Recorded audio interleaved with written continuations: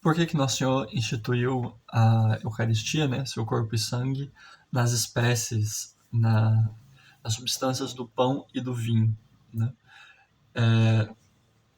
Antes disso ser um tema de estudo meu, foi uma curiosidade minha, né? Eu sempre achei uma coisa um pouco distante, assim, dizer que o pão significa o corpo e o vinho significa o sangue de Cristo, né?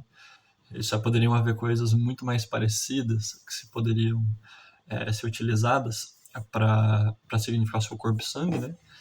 E tendo meditado um tanto sobre a coisa, eu cheguei a algumas respostas muito interessantes e que o intuito desse vídeo é justamente compartilhá-las, né? Bem, o primeiro esclarecimento que a gente tem que fazer, né, é que parte desse problema começa no fato de que o pão atual é distinto do pão da época de Nosso Senhor e o vinho atual também é um pouco distinto, né, do vinho como era na época do Cristo.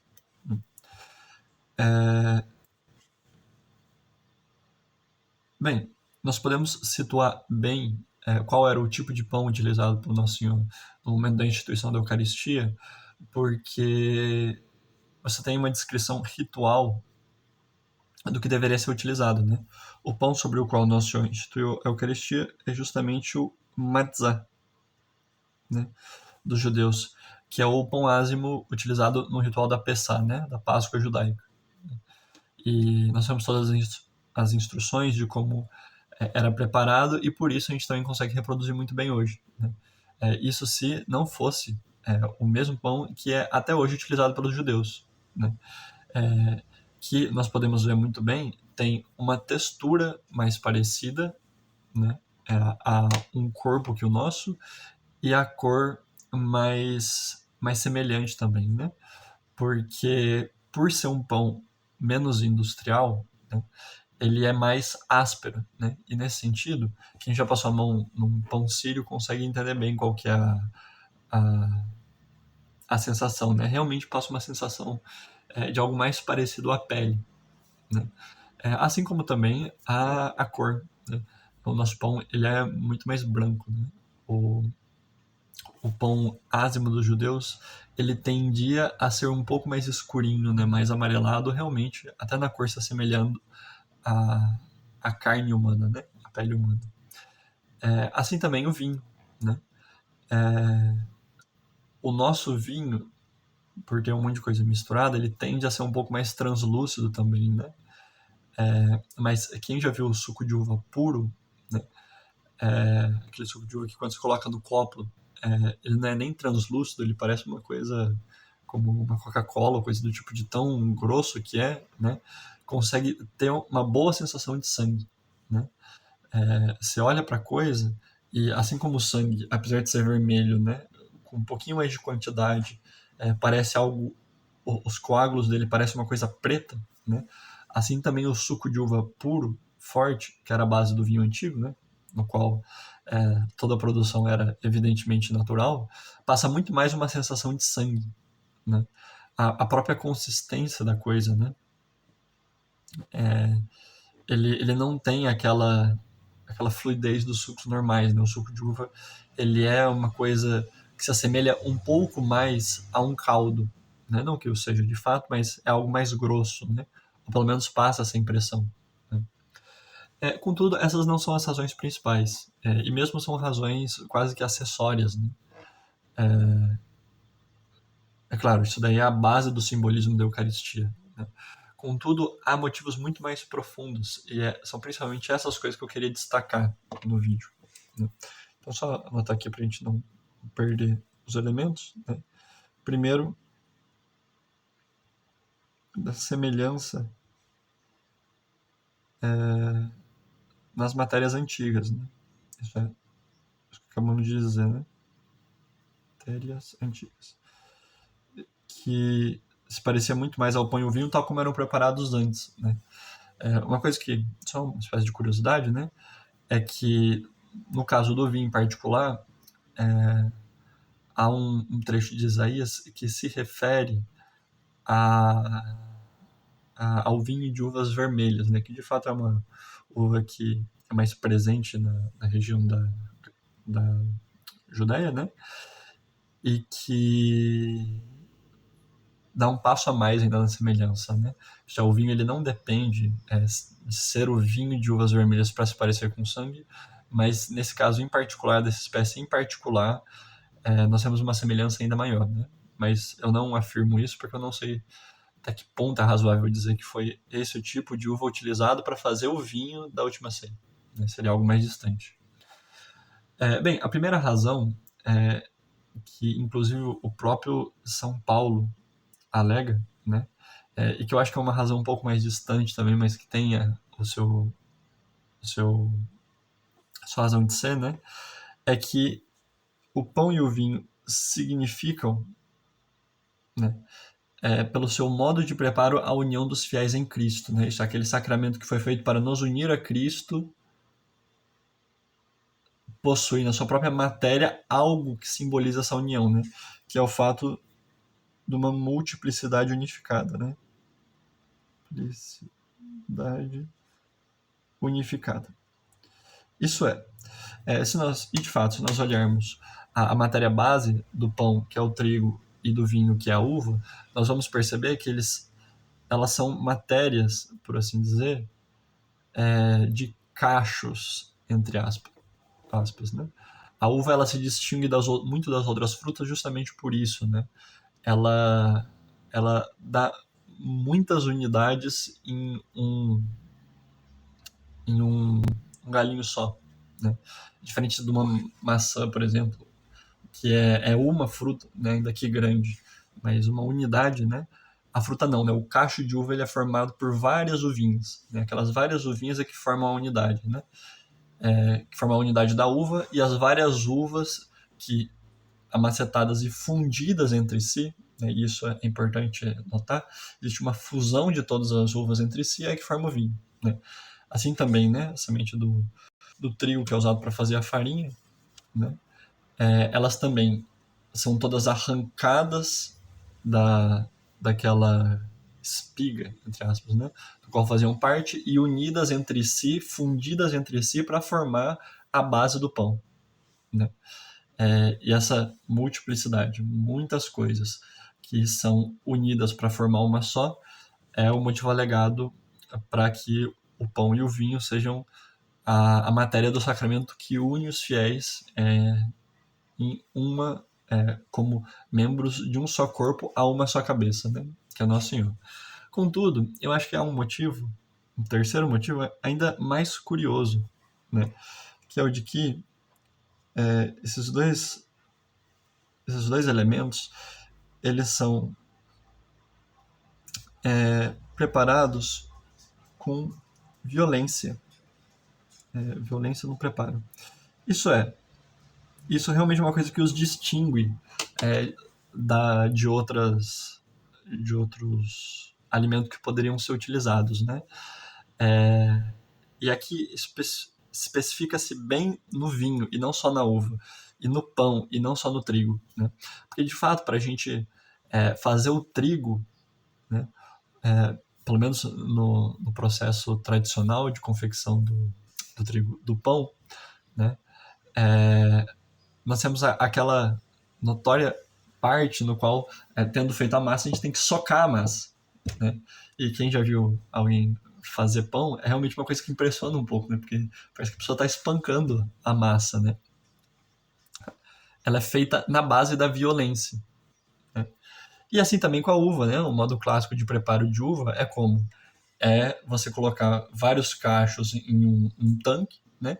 E ficar pisando, né, na coisa para amassar, né? E pisa, pisa, pisa.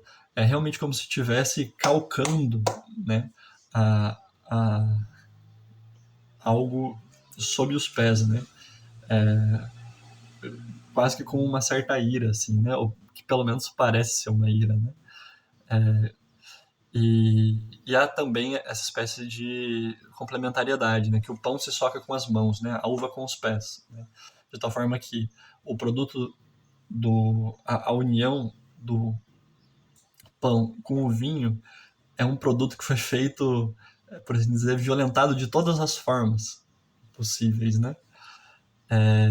E isso sim é um sinal incrível para significar também a Eucaristia, né?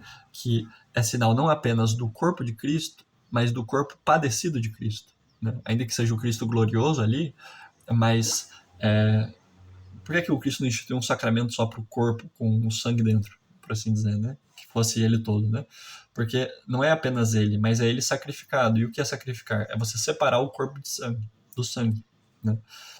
E, portanto, nós temos ali não apenas a presença de Cristo, mas a presença do Cristo imolado, né? Não sofredor, mas imolado, né? Eternamente imolado, na palavra da Epístola aos Hebreus. E é convenientíssimo que, para significar isso, você tenha não apenas espécies que pareçam com o corpo e com o sangue, mas que pareçam, ou melhor, que em cujo processo tenha sido utilizada a violência, tal como foi utilizada a violência para fazer aquele sacramento, ou aquilo que o sacramento significa, que é a imolação do Cristo. Né? Essa, de fato, é a razão que mais me chama a atenção, assim, porque é muito curioso. Né? São pouquíssimos os alimentos que têm um processo parecido, né? O que chame tanto a atenção.